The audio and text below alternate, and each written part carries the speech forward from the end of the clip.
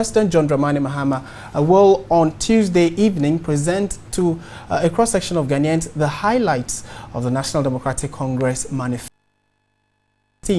The event, arranged as a prelude to the main launch of the manifesto on Saturday, September 17 in Sunyani in the Bonohafo region, will also be attended by representatives of international organizations, the diplomatic corps, business associations and youth groups. The event will be held at 7 p.m. at the State Banquet Hall, State House here in Accra.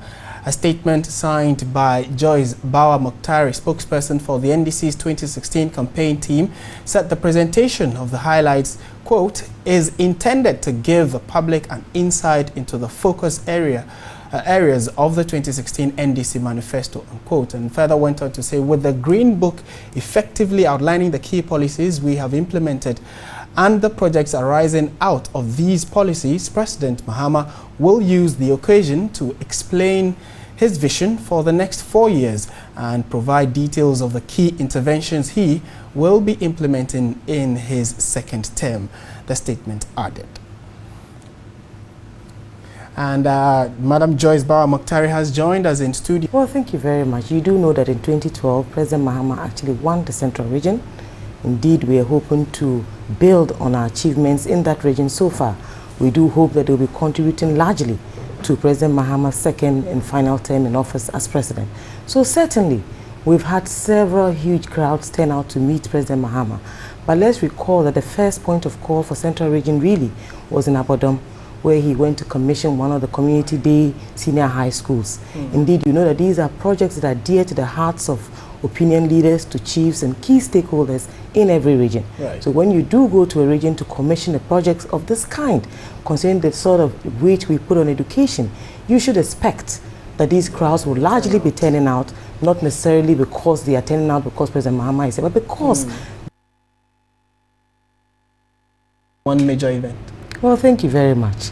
You do know that for the National Democratic Congress, we like to do things differently.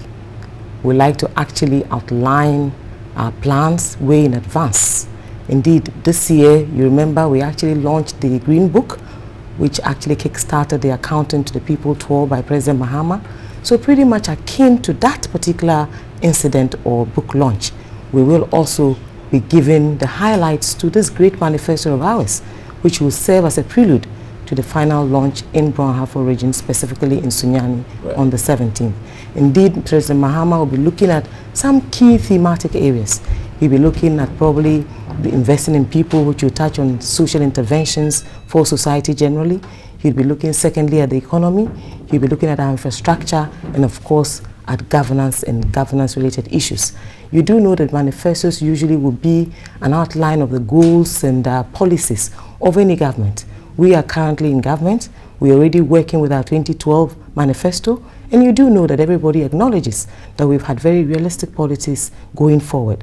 So I'm looking forward to this great event tomorrow, which will be a prelude to what is happening in Bonohafo on the 17th. So it clearly does not have anything to do with other persons who've raised concerns saying that the NDC is doing this because they know they just want to launch first before the NPP does, so it will be as if the NPP is rather copying them if there are similarities in ideas. You see, I don't want to belabor this point too much. We have a national campaign team in place. We have a candidate who has an agenda. We have a candidate who is currently touring the country with his campaign message. So yes, a key element of our success story would have to do with our manifesto launch.